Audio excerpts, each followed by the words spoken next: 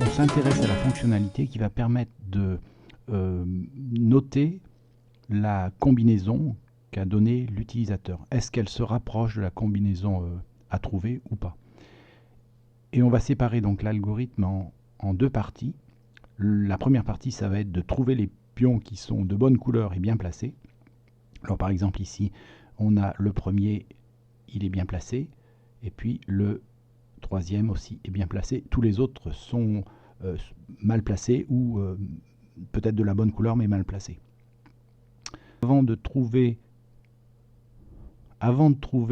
l'algorithme, il faut essayer de réfléchir à ce qu'on ferait si on avait à faire ça à la main. Alors probablement que on lirait la première valeur de la liste à tester et on la compare avec la première valeur de l'autre liste. Et puis si elles sont identiques, eh bien on pourrait par exemple dire que dans une troisième liste, on mettra une variable, quelque chose. Alors là par exemple on pourrait mettre la lettre N pour dire que c'est bien placé. Et puis on continue, donc on passe à la suivante. Ah, là c'est pas bien placé, c'est pas la même chose, donc on met rien. Puis on continue. Ah, pour la troisième valeur c'est bien placé, donc là aussi on va mettre une lettre, par exemple N dans cette liste.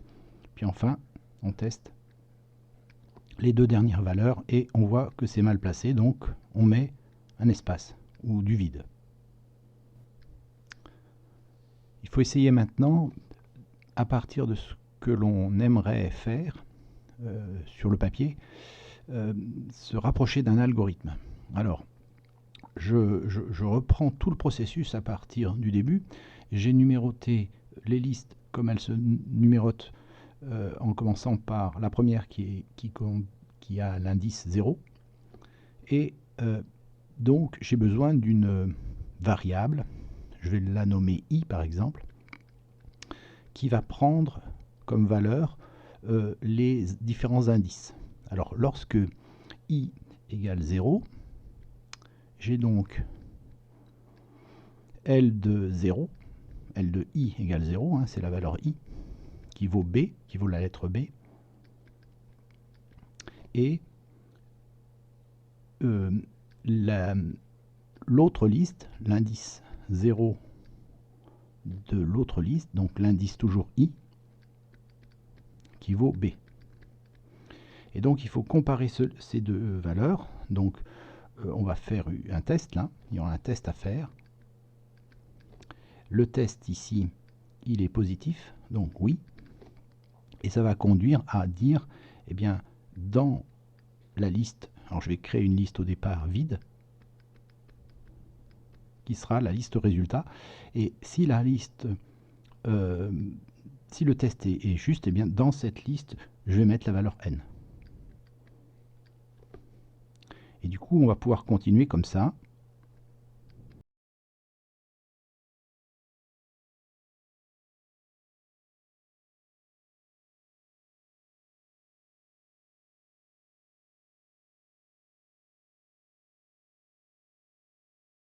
Ici, on voit bien que i parcourt toutes les valeurs d'indices d'une des deux listes.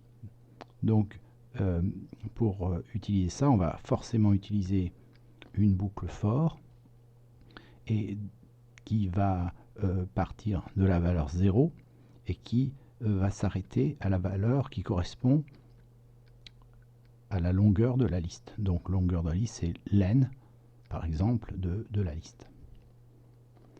Il ne reste plus qu'à écrire un algorithme qui reprenne tout ça.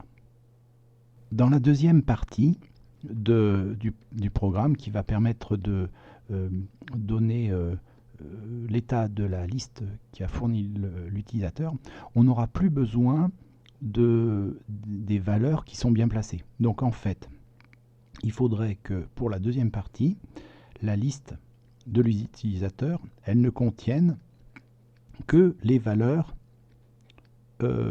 qui sont mal placés, qui peuvent être éventuellement de même couleur. Donc ici par exemple la première valeur, ensuite la troisième valeur. Et puis pareil pour la liste qu'il faut trouver.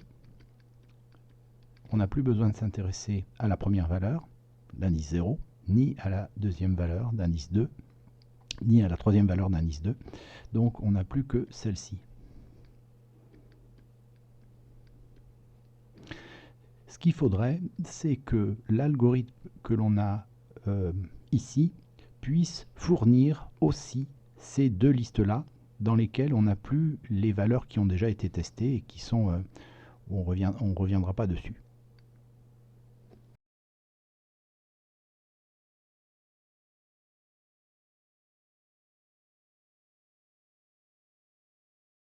Voilà un premier algorithme qui pourrait peut-être fonctionner. Il est rédigé en langage Python.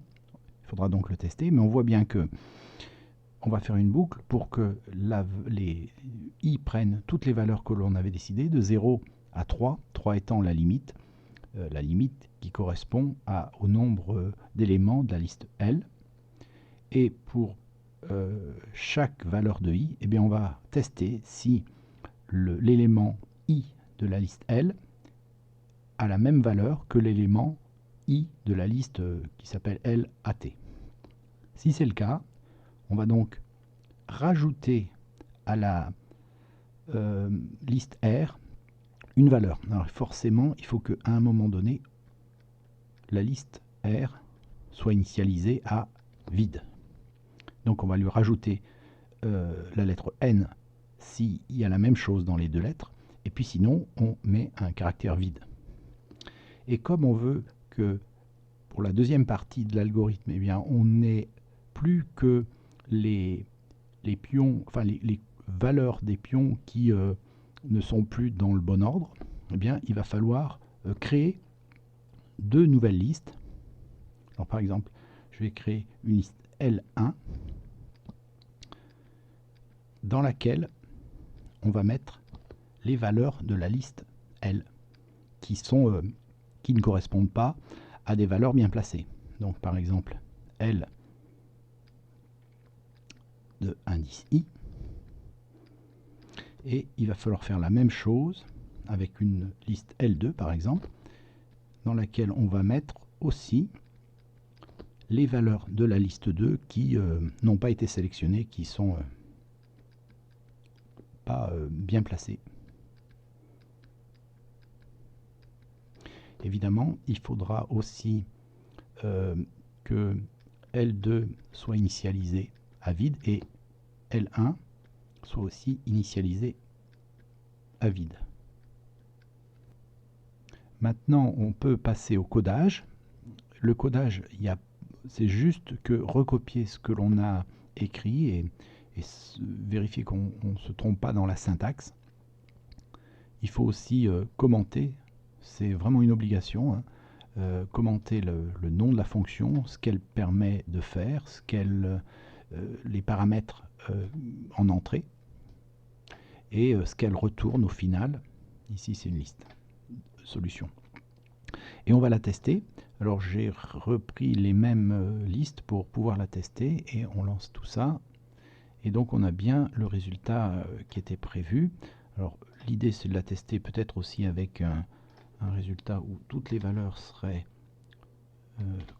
justes, pour voir si ça fonctionne bien.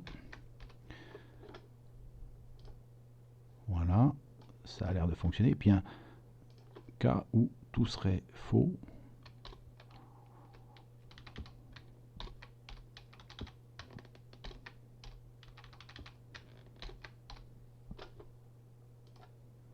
Voilà, tout est vide, c'est bien. Une dernière petite chose, ce serait qu'il faudrait vérifier que à la fin, les listes L1 et L2 contiennent bien les valeurs que l'on n'a pas traitées. Donc je vais juste le vérifier ici. J'affiche la liste L1, puis j'affiche la liste L2 de la même façon, juste pour voir si pour la suite, on part bien de ces deux listes. Alors, bon, ici par exemple, elle devrait être entière. Voilà, les deux listes L1 et L2 sont complètes. Et puis, si je reviens à l'exemple de tout à l'heure, je crois qu'il y avait B,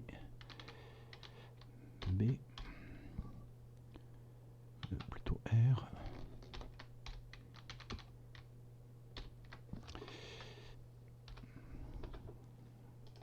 Voilà, on voit bien ici que la liste L1 c'est celle-ci, la liste L2 c'est celle-là, et ces deux listes ne contiennent que les valeurs qui ne sont pas bien placées. Donc ces deux listes-là vont servir pour la suite de l'algorithme.